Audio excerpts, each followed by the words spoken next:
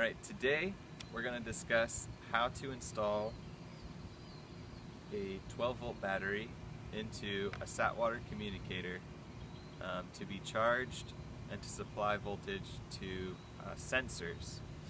So here you can see we have a 80-watt solar panel.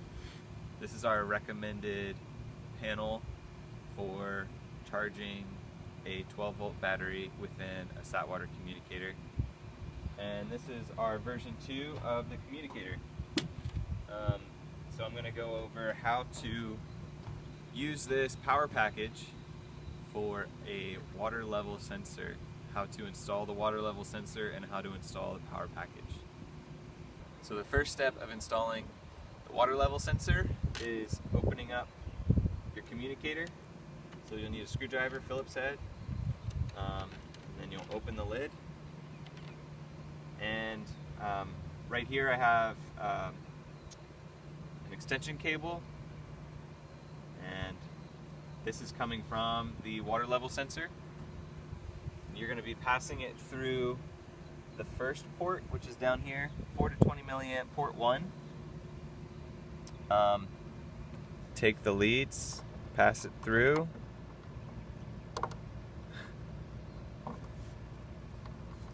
And we want to land it on terminal block 1. It's important to land the weld up sensor on terminal block 1 because it outputs the maximum and the minimum every day. You want to put the positive lead to the positive block on the terminal. Negative lead to negative.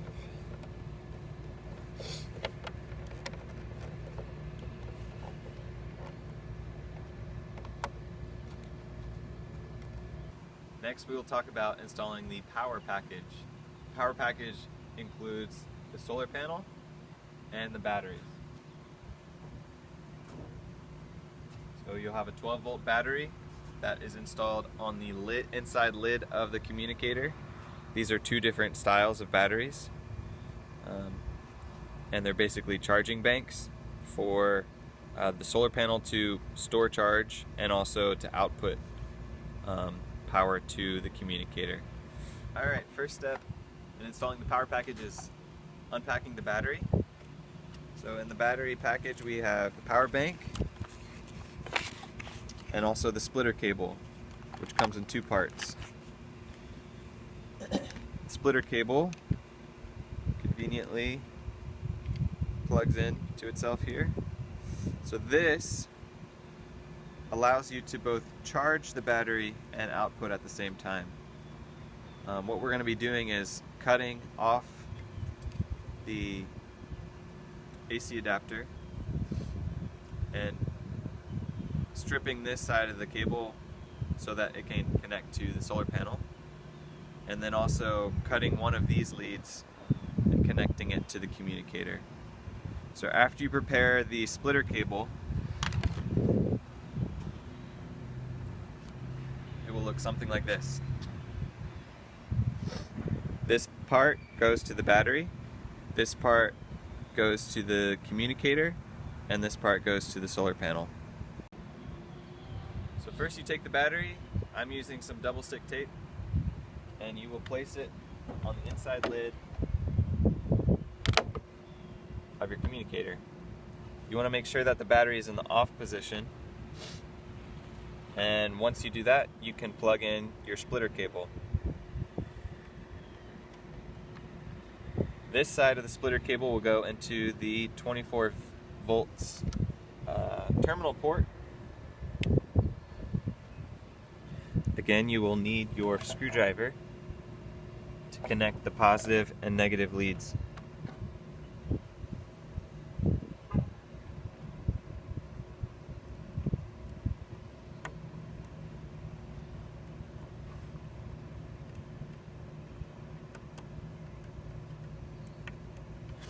The last step is to connect. Now your solar panels will come with some type of connector. These are MC3 connectors on this solar panel.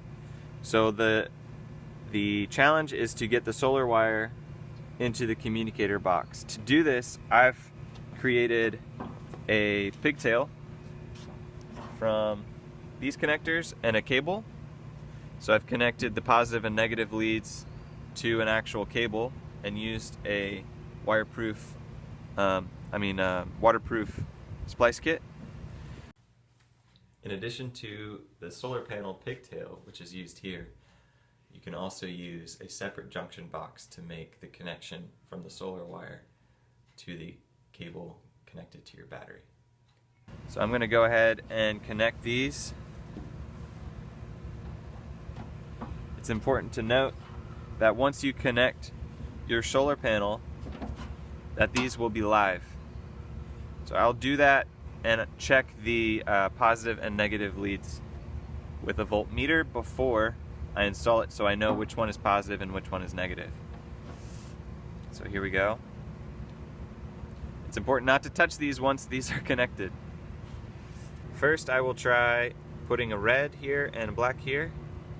You can see that the multimeter is reading positive volts. So that means that your white wire is your live and green wire is your neutral. If you switch, you'll see that the voltmeter is reading negative. So it's very important that you don't cross your wires and that you connect your positive lead to your positive wires in your battery bank. Now that you've checked your positive and negative leads on your solar panel, it's important to disconnect one so that when you install into your communicator that the wires don't touch and short the panel. So I'm going to go ahead and pass this cord grip through the 24 volts DC port. Secure that one.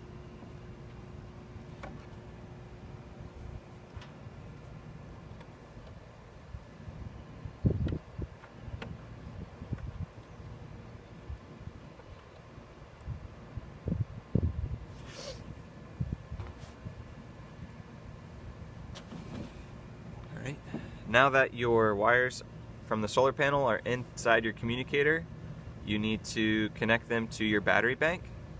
And remember that we had a positive lead, needs to be connected to your positive lead. I'm going to use these Wago lever nuts. So I'll pass this one into one end of the Wago lever nut with your positive lead coming from your battery or going to your battery.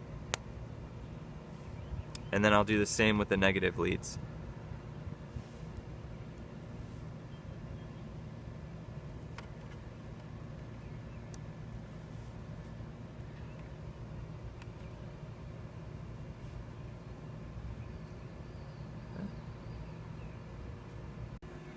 Once your connections are complete in your communicator, go ahead and send power from your panel and turn on your battery.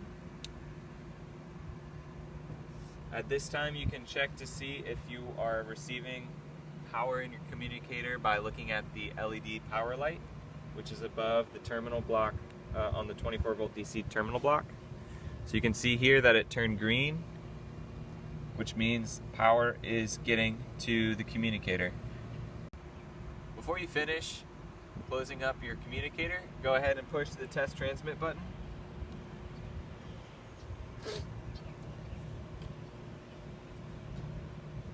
This will send a test transmission to the cloud, which we can check from any internet source and make sure that the water level sensor is installed properly. Then you'll close your communicator, screw it up, and that's it.